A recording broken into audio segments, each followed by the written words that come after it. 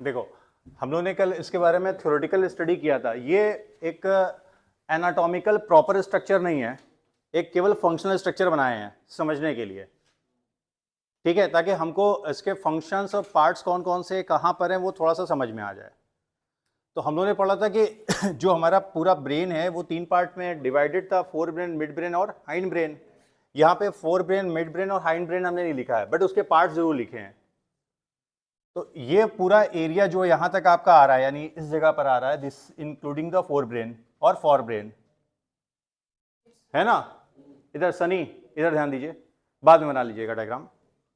तो for brain जो है इसमें सेरिब्रम होगा, मेन पार्ट आपका क्या है, सेरिब्रम है, thalamus, T for thalamus, H for hypothalamus, और इनर पोर्शन जो है सेरिब्रम हेमिस्फीयर का, वहां पर आपको दिखाई देता है हिप्पोकैम्पस, ठीक है। सी हॉर्स जैसा स्ट्रक्चर माना जाता है, इसलिए इसको नाम दे दिया गया हिप्पोकैम्पस, हिप्पोकैम्पस लाइक स्ट्रक्चर। और this is called the amygdala, almond shape structure होता है। किस शेप, एलमंड, बादाम के समान शेप होता है, इसलिए इसको एमाइगडाला कहते हैं। तो ये स्ट्रक्चर, ये स्ट्रक्चर, ये स्ट्रक्चर और ये स्ट्रक्चर, ये तीनों या सॉरी चारों मिलकर लिम्बिक सिस्टम बनाते हैं। क्या बनाते हैं, लिम्बिक सिस्टम। सबका अपना रोल है, लेकिन कनेक्टिव रोल भी यहां पे बात किया जा रहा है। वापस आते हैं, जो सेरेब्रम है वो हाईली कन्वोल्यूटेड स्ट्रक्चर है, फोल्डेड स्ट्रक्चर है। कैसा स्ट्रक्चर है, फोल्डेड स्ट्रक्चर है। अब फोल्डेड स्ट्रक्चर का मतलब क्या है कि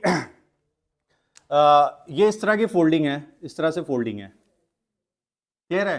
तो ये जो फोल्डिंग है, दिस फोल्डिंग, ये फोल्ड को हम लोग यहां पर नाम क्या दे रहे हैं, गायरी या गायरस। और जो दरारें बनती हैं, मतलब अब इसी तार को लेके हम इस तरह से फोल्ड करें तो जो ग्रूव बन रहे हैं उनको क्या बोलेंगे, सल्की या सल्कस। तुम्हें समझ में आ रहा है, क्लियर है। मतलब इसी को देख लेते हैं, ये स्ट्रक्चर है, ये इस तरह से जब फोल्ड कर रहे हैं तो ये जो फोल्ड ऊपर की तरफ जा रहा है ये, और अंदर जो दरारें बन रही हैं, this is called the sulcus, this is the gyrus. Point clear हो गया। तो फोल्डिंग होने का फायदा क्या है, आप सभी जानते हैं कि नंबर ऑफ न्यूरॉन्स बहुत ज्यादा है। तो जब फोल्ड हो जाएगा वो एरिया, तो वहां पे सरफेस एरिया क्या होगा, बढ़ जाएगा। तो ज्यादा से ज्यादा न्यूरॉन्स यहां पर क्या होंगी, एकोमोडेट हो सकती हैं, इकट्ठा रह सकती हैं। ज्यादा न्यूरॉन को यहां पर रखने के लिए इस स्ट्रक्चर को, यानी थैलमस के ऊपर, इसको क्या किया जा रहा है, इस तरह से फोल्ड कर दिया जा रहा है। इस फोल्डिंग को कन्वोल्यूशन कह रहे हैं। और जब आप फोल्ड कर रहे हो तो दो तरह के स्ट्रक्चर नजर आ रहे हैं, गायरी, दूसरा सल्की। पॉइंट क्लियर है, गुड। फिर कह रहा है कि जो सेरेब्रल कॉर्टेक्स है, cerebral cortex, the outer most layer, कह रहा है कि cerebral cortex of the cerebrum, इसमें आपको एक तो स्ट्रक्चर दिख रहा है ग्रे मैटर और दूसरा व्हाइट मैटर। कल हम लोगों ने पढ़ा था ग्रे मैटर किससे मिलकर बन रहा है, ये हमने इस तरह से यहां पर सेल बॉडीज बना दी हैं पेरिफेरल एरिया में, है ना। आउटर एरिया में क्या बना दी हैं, सेल बॉडीज। तो group of cell bodies form the grey matter, क्या बनाता है, ग्रे मैटर। और क्यों ग्रे कलर का होता है, ये सारी चीजें हम लोग पढ़ चुके हैं। फिर ये ट्रैक्ट्स आ रहे हैं यहां से, भाई इनसे क्या होगा, इस तरह से ट्रैक्ट्स निकलेंगे, ट्रैक्ट्स का मतलब एक्सॉन्स निकलेंगे इनके, ये सारे एक्सॉन्स आपस में मिलेंगे और क्या बनाएंगे, यस, ये सारे के सारे आपस में मिलेंगे और क्या बनाएंगे, इस स्ट्रक्चर को हम लोग क्या नाम दे रहे हैं, corpus callosum, fibre tracts. These are the fibre tracts and they appear in colour, yes, कौन सा कलर आएगा, व्हाइट कलर आएगा, है ना। व्हाइट कलर हम लोग बोलते हैं, that is called white matter. क्यों था, उस पर माइलिन का लेयर था। माइलिन लेयर क्या था, cell membrane of Schwann cell और यस ओलिगोडेंड्रोसाइट्स। तो यहां पे श्वान सेल नहीं, पेरिफेरल नर्वस सिस्टम में, यहां पर क्या है, ओलिगोडेंड्रोसाइट्स। देखिए फंक्शनल यूनिट जो है पूरा नर्वस सिस्टम का, वो न्यूरॉन्स हैं, स्ट्रक्चरल एंड फंक्शनल। और जो ग्लायल सेल्स होती हैं, neuroglial cells, they are the supporting cells, they are not the excitatory cells. ये एक्साइटरी सेल्स नहीं है कि इनको स्टिमुलस दो और ये एक्साइटेशन स्टार्ट करें। वापस आते हैं, तो this is the major part of our brain which is called the cerebrum, this is the major part of the forebrain which is called cerebrum. दो बात बोली है मैंने, this is the major part of brain which is called cerebrum, ठीक है, and cerebrum is the major part of brain. दोनों बातें वही हैं, दो पार्ट में डिवाइड कर दे रहे हैं हम लोग, लेफ्ट और राइट। तो इस साइड वाला जो है इसको हमने लिख दिया लेफ्ट सेरिब्रल हेमिस्फीयर, इस साइड चले जाएंगे तो ये क्या हो जाएगा right cerebral hemisphere, left side और राइट साइड ये पूरा पोर्शन। नाउ अब नीचे आते हैं, दिस रिप्रेजेंट द थैलेमस। अब थैलेमस में अलग अलग सेंटर होते हैं for the motor signalling as well as sensory signalling. जो एनसीईआरटी का लाइन है वही उठाया है मैंने और ज्यादा चीजें ऐड नहीं की है क्योंकि यहाँ पे स्पेस नहीं बच रहा था। Then hypothalamus, it has the centre for the thermoregulation, temperature, drinking, eating and hormones because it contain the neurosecretory cells that secrete various type of hormone. For example, कल बताया था मैंने oxytocin, yes, anti diuretic hormone and GnRH, ये पढ़ना है आपको, gonadotropin releasing hormone. ये हम लोग पढ़ेंगे, कहां पढ़ेंगे? चैप्टर नंबर 2 क्लास 12 का सिलेबस ह्यूमन रिप्रोडक्शन में, गोनेडोट्रोपिन रिलीजिंग हार्मोन। तो हार्मोन का मतलब क्या हुआ? हाइपोथैलेमस में न्यूरोसिक्रेटरी सेल्स हैं, नॉट ओनली न्यूरोसिक्रेटरी सेल्स, ये हार्मोन भी सिंथेसाइज करती हैं। क्या करती हैं? हार्मोन सिंथेसाइज करती हैं, बहुत सारे हार्मोन, जिसमें से कुछ आपको याद रखना, ऑक्सीटोसिन, एंटी डाययूरेटिक हार्मोन और GnRH, सबके अपने अलग फंक्शन है, राइट। नेक्स्ट, अब इसके इनर आते हैं। इनर पार्ट जो लिखा हुआ है उसमें लिखा है कि एक पोर्शन हिपोकैम्पस और दूसरा पोर्शन आपका क्या है? एमाइगडाला। तो ये पोर्शन, ये पोर्शन, ये पोर्शन और ये पोर्शन क्या फॉर्मेशन कर रहा है? Limbic system. अब लिम्बिक सिस्टम का अपने बहुत सारे फंक्शन है, सेक्सुअल बिहेवियर को रेगुलेट करना, इमोशंस को, ऑल्फैक्शन को, ऑल्फैक्शन ये यहां पर नहीं लिखा हुआ है, ये कहां लिखा हुआ है कोई बताएगा? राइट, ये समरी वाले में दिया हुआ है। ऑल्फैक्शन मेन कंटेक्स्ट में नहीं दिया हुआ है, आपके जो मेन टेक्सुअल पैराग्राफ है वहां पे ऑल्फैक्शन नहीं दिया हुआ है। ये अल्फेक्शन आपके समरी वाले पेज पे दिया हुआ है, इसलिए समरी को भी पढ़ना है ध्यान से। देन प्लेजर, और भी बहुत सारे इमोशनल एक्टिविटीज हैं। कौन रेगुलेट करता है? Limbic system. लिम्बिक सिस्टम में क्या क्या है? ए फॉर एमाइगडाला है ना, H for hippocampus, T for thalamus और H for hypothalamus. TH hippocampus और एमाइगडाला, ये कॉम्बिनेशन क्या फॉर्मेशन कर रहा है? लिम्बिक सिस्टम का। All are present again in the fore brain.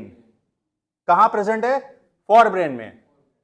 तो फोर ब्रेन का लार्जेस्ट पार्ट सेरिब्रम, ब्रेन का लार्जेस्ट पार्ट सेरिब्रम। ये आपस में अटैच नहीं होता है, बीच में क्या होता है? एक फीचर होता है जिससे ये दोनों क्या होते हैं? अलग अलग होते हैं। मतलब ये स्ट्रक्चर अगर हमको ऐसे दिख रहा है ना, तो नीचे के साइड से जुड़े हुए, ऊपर के साइड से क्या है? अलग अलग है। और नीचे के साइड में क्या? फाइबर ट्रैक्ट्स हैं। इस ट्रैक्ट्स को क्या नाम दे रहे हैं? Corpus callosum. नहीं समझ में आया? सभी को समझ में आ गया क्या कह रहा हूं? ऊपर के साइड से अटैच है, नीचे के साइड से अटैच है, नर्व ट्रैक्ट के थ्रू, ताकि कम्युनिकेशन भी तो करना है ना, अलग थोड़े कर देना है। अब नीचे की तरफ आते हैं, तो ये इतनी कहानी खत्म हुई। इसके बाद आपका क्या स्टार्ट हो जाता है? Mid brain, M for mid brain. अब मिड ब्रेन में आपकी किताब में लिखा हुआ है कि एक कैनाल जैसा स्ट्रक्चर जा रहा है जिसे नाम दे रहे हैं सेरेब्रल एक्विडक्ट। तो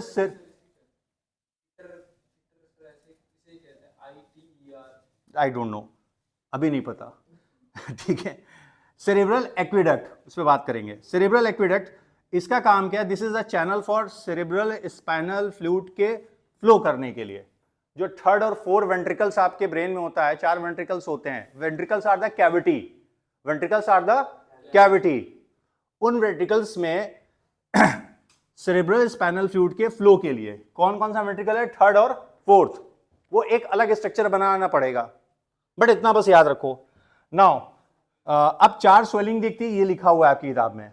देयर इज अ स्वेलिंग, 2 ऊपर की तरफ, 2 नीचे की तरफ। ऊपर वाली सुपीरियर हो गई, नीचे वाली आपकी पोस्टीरियर है। सुपीरियर और पोस्टीरियर आप कह सकते हो। इनको कॉलिकुलाई कहते हैं। क्या बोलते हैं? कॉलिकुलाई। इन स्वेलिंग का बेसिकली फंक्शन क्या है? They have the visual and auditory reflex neurons और centres. Visual and auditory reflex. Now midbrain खत्म हो गया, नीचे आते हैं हाइंड ब्रेन। तो हाइंड ब्रेन में पहला पार्ट पॉन्स, ठीक है। उसके बाद आपका मेडुला। अब यहां पे लिखा है पॉन्स में कुछ फाइबर ट्रैक्ट्स होते हैं, ये कनेक्शन करते हैं डिफरेंट रीजन ऑफ ब्रेन्स। अब कौन कौन सा रीजन है आपका? सेरिब्रम है, सेरिबेलम है और स्पाइनल कॉर्ड है, दे रिले द सिग्नल, भेजते हैं कम्युनिकेशन करने में।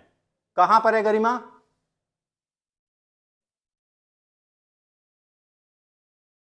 कहां पर है ये? पॉन्स में, fibre tracts. Okay, last one is the medulla. अब इसमें डिफरेंट सेंटर होते हैं, रिस्पिरेशन के, कार्डियोवैस्कुलर, रिफ्लेक्स, गैस्ट्रिक सिक्रीशन के। एक अपडेट करना है यहाँ पे, आप लोग बोले भी हम जल्दी में शायद लिख दिए गड़बड़, सुपीरियर ये इंफीरियर हो जाएगा, इसे आप लोग क्या करोगे? सही कर देते हैं। सुपीरियर पोस्टीरियर मैंने कर दिया था, एंटीरियर और पोस्टीरियर होगा ना। ओके सही है, इसको इनफीरियर कर देते हैं आप, सही है, इनफीरियर। क्लियर है? तो एक फंक्शन में मैंने एक ही जगह कर दिए हैं आपके लिए कि एक ही जगह फंक्शन रहे। ग्रे मैटर व्हाइट मैटर को डिटेल नहीं किया, इसके बारे में आप लोग को पता है ग्रे मैटर कैसे बन रहा है, व्हाइट मैटर। और ये फंक्शन कि एक पेज में आपका सारा काम हो जाए, एक्स्ट्रा ना पड़े। मैक्सिमम जितने फंक्शन दिए थे सब एक जगह में मैंने मर्ज कर दिया है। कुछ एक्स्ट्रा चीजें हैं, जैसे ये वाला, ये एक्स्ट्रा है, पहले ही बता देता हूं, ये नहीं दिया हुआ है, इसके बारे में डिटेल बहुत ज्यादा नहीं दिया हुआ है, इवन इसके बारे में बहुत डिटेल नहीं दिया हुआ है, तो ये एक्स्ट्रा है। ठीक है, ये सेल्स जो होती हैं इनको हम लोग बोलते हैं कौन सी सेल? पुर्किंजे सेल्स। एक न्यूरॉन नॉर्मली दूसरे कम से कम एक समय में कितना इंपल्स को कलेक्ट कर सकती है डेंड्राइट के थ्रू? एक न्यूरॉन जो है, हम लोगों ने पढ़ा था ना, एक्शन पोटेंशियल जनरेट होता है और फलाना ढिमाका सारी चीजें होती हैं। तो ये न्यूरॉन जो है, ये तुम्हारे मान लो जो न्यूरॉन है, यहाँ पे क्या लगा हुआ है? डेंड्राइट लगा हुआ है, और नीचे क्या है? एक्सॉन है। तो यहाँ पे जो मैसेजेस आ रहे हैं, ये एक समय में कितने मैसेज को कलेक्ट कर सकती है नॉर्मली, या कितनी न्यूरॉन्स के साथ कनेक्ट हो सकती है? बहुत नॉर्मल कंडीशन भाई। वैरायटी ऑफ क्या कहते हैं कि यहां पर न्यूरॉन्स होंगे, अलग अलग न्यूरॉन्स, इधर से मैसेज आ रहा है, इधर से मैसेज आ रहा है, इधर से मैसेज आ रहा है, इधर से मैसेज आ रहा है, और फिर एक्सॉन के थ्रू वो प्रोपोगेट हो रहा है, और फिर कहां जा रहा है? सेंट्रल नर्वस सिस्टम में। भाई ये क्यों है? डेंड्राइट्स क्यों है? That receive the signal. तो एक डेंड्राइट भी हो सकता था रिसीव करना है सिग्नल, बट मल्टीपोलर न्यूरॉन्स में क्या है? बहुत सारी डेंड्राइट्स होती हैं, तो इसका फायदा क्या होगा? ओके, और एनाटॉमिकली फायदा क्या होगा? सरफेस एरिया बढ़ जाएगा। और सेरिबेलम में जो सेल्स होती है उनको बोलते हैं पुर्किंजे सेल्स। कैसी सेल?